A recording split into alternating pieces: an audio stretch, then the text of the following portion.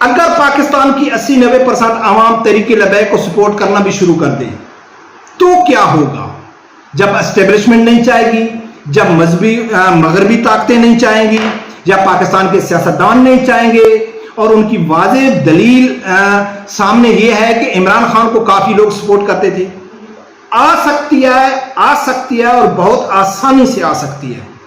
اس کی دو واضح مثالیں دلیلیں میں آپ لوگوں کو دیتا ہوں۔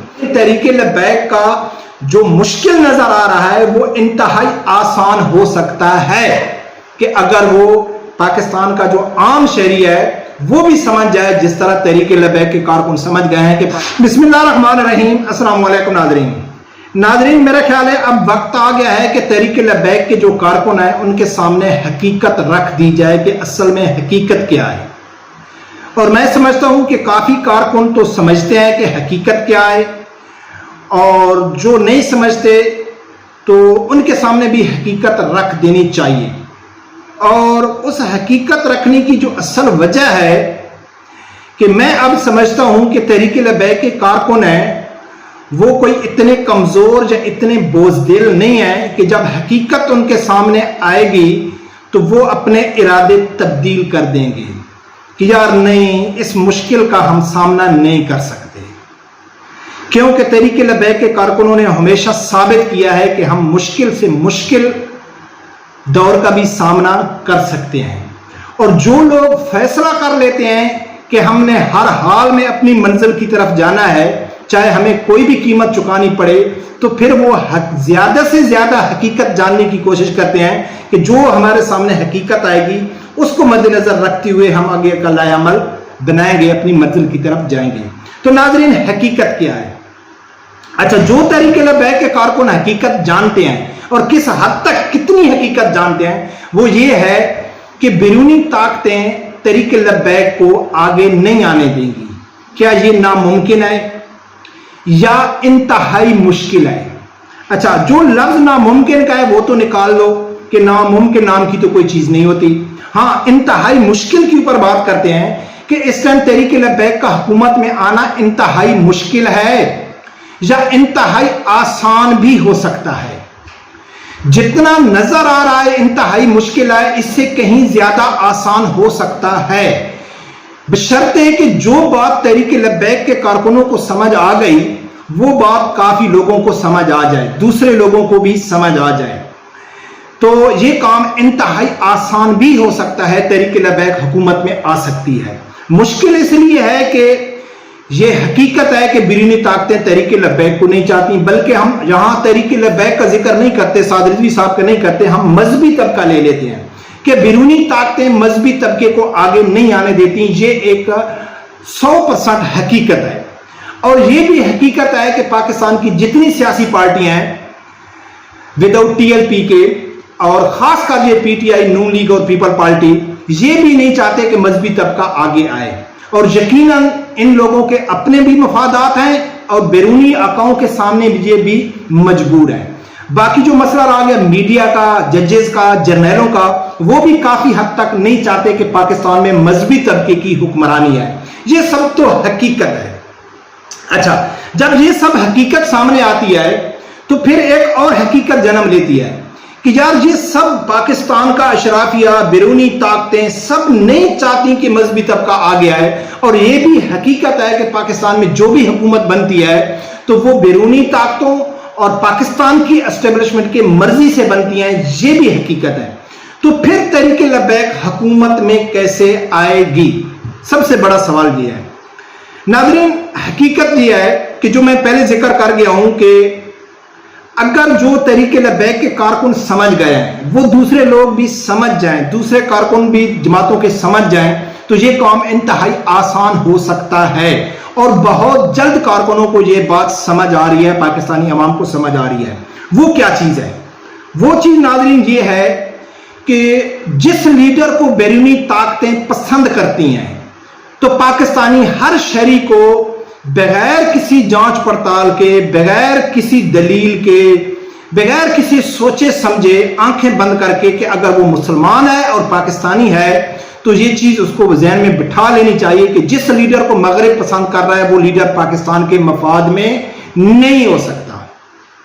اور جس لیڈر کو مغرب ناپسند کرتا ہے وہ پاکستان کا اصل لیڈر ہے. یہ چیزیں حقیقت ہیں، یہ ہر کارکن کو سمجھ آ جانی چاہیے. اب اس کی تھوڑی تفصیل میں جاتے ہیں.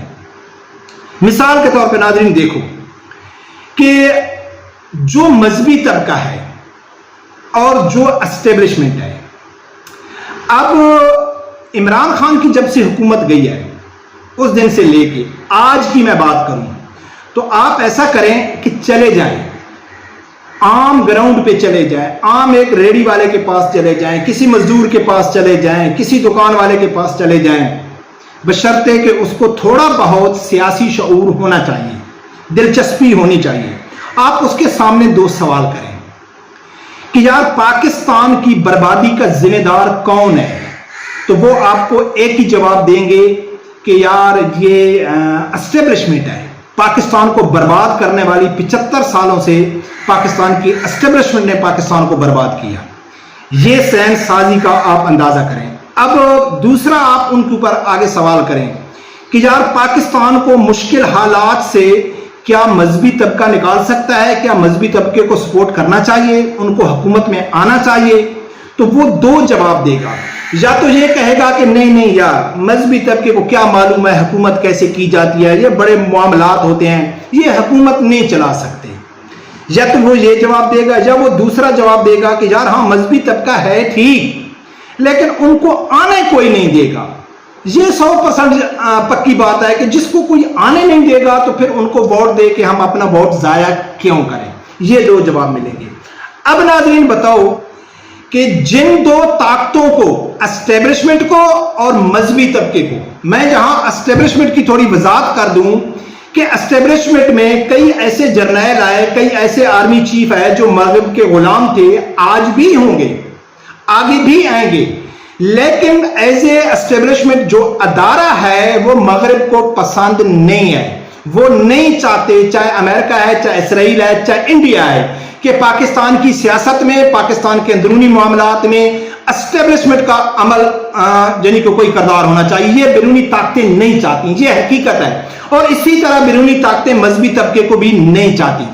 اب آپ لوگوں کو سمجھ آ گئی کہ جن دو طاقتوں کو مغربی لوگ نہیں چاہتے اور پاکستان کے سیاستدان نہیں چاہتے، ان کی نفرت عام بچے تک پہنچا دی گئی ہے، ان کی ذہن سازی کر دی گئی ہے کہ ان دو چیزوں کو مائنس کر دو، اسٹیبلشمنٹ کو بھی مائنس کر دو اور مذہبی طبقے کو بھی مائنس کر دو. اب بچ کون گئے؟ پی ٹی آئی بچ گئی، نون لیگ بچ گئی اور پیپل پارٹی بچ گئی. یہ لوگ مغرب کو پسند ہیں. یہ لوگ جو بھی پارٹی، جو بھی لیڈر جتنی زیادہ غلامی دکھائے گا، جتنی زیادہ ان کی شرطیں مانے گا، جتنے زیادہ ان کے مطالبات مانے گا، اسی کو وہ آگے لے کے آئیں گے. پہلے پیپل پارٹی اور نون لیگ تھی اور اب ان کے ساتھ تیسری جماعت بھی ہو گئی. تو آج پاکستانی جو عام شہری ہے ان کے سامنے یہ بات سمجھ میں ان کو کیوں نہیں آ رہی کہ جو لوگ 30 سال سے حکومت میں رہے، چاہے وہ پیپل پارٹی ہے چاہے وہ نون لیگ ہے، وہ حکومت میں رہے تو انہوں نے پاکستان کو کیا مشکل سے نکالا؟ نہیں نکالا. پھر عمران خان کی حکومت آ گئی تو عمران خان نے کیا اپنے 4 سال میں کوئی ایسا کام کیا؟ کوئی مہنگائی کم کی؟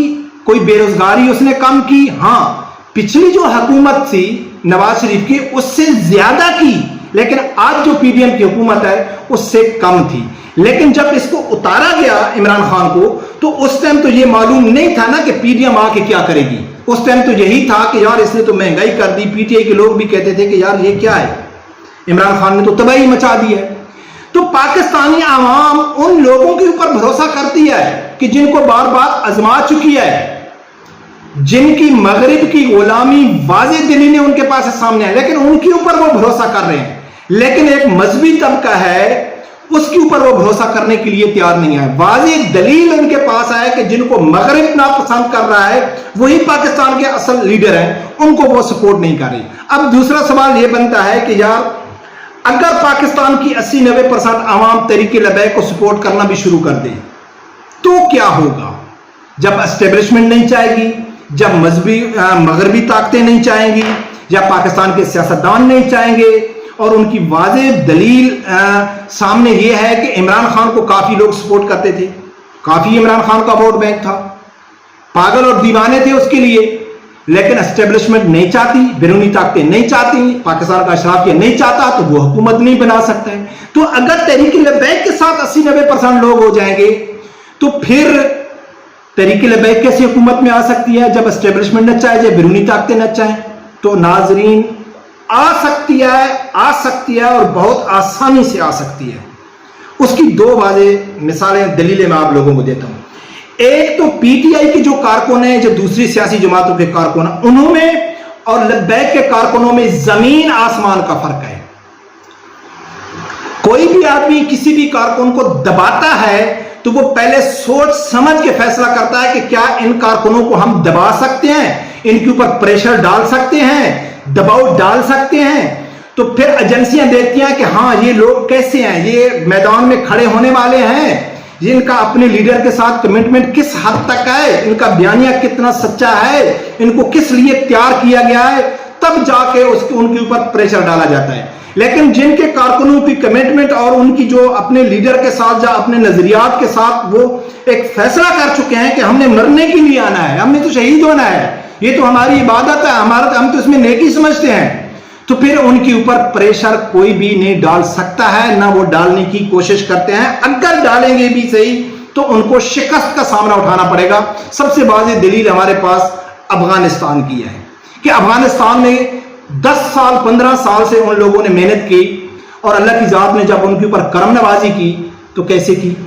एक तो तहरीक-ए-लब्बैक की ये दलील है, दूसरा इनका अल्लाह के ऊपर भरोसा है, अल्लाह के ऊपर अंधा यकीन है। अब अल्लाह के ऊपर अंधा भरोसा और अंधा यकीन, अल्लामा खादिम हुसैन रिजवी रहमतुल्लाह अलैह कहते थे कि पहले आप अल्लाह वाले बनो तो सही, फिर देखना कि फरिश्ते आपकी मदद के लिए आते हैं कि नहीं आते।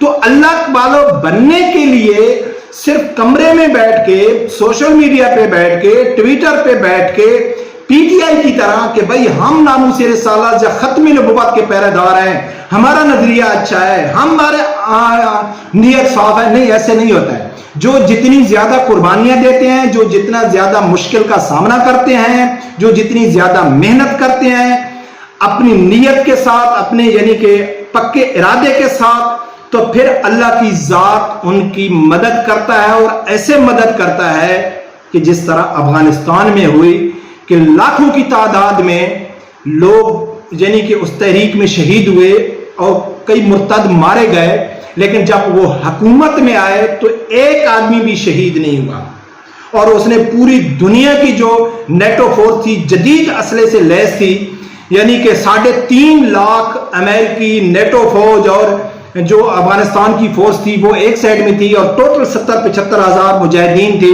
जिन्होंने चंद दिनों के अंदर अंदर पूरे अफगानिस्तान के ऊपर अपनी हुकूमत कायम कर दी। तो ये वाज़ेह दलील है। तो नाज़रीन, तहरीक-ए-लब्बैक का जो मुश्किल नजर आ रहा है वो इंतहाई आसान हो सकता है कि अगर वो पाकिस्तान का जो आम शहरी है वो भी समझ जाए, जिस तरह तहरीक-ए-लब्बैक के कारकुन समझ गए हैं कि पाकिस्तान का जो मुस्तकबिल है वो शरई निज़ाम में है, मौजूदा सिस्टम में पाकिस्तान का कोई मुस्तकबिल नहीं है। रब परवरदिगार से यही दुआ है, अल्लाह ताला मेरे समेत हर आदमी को हक सच सुनने की और उसके साथ खड़े होने की तौफीक अता फरमाए।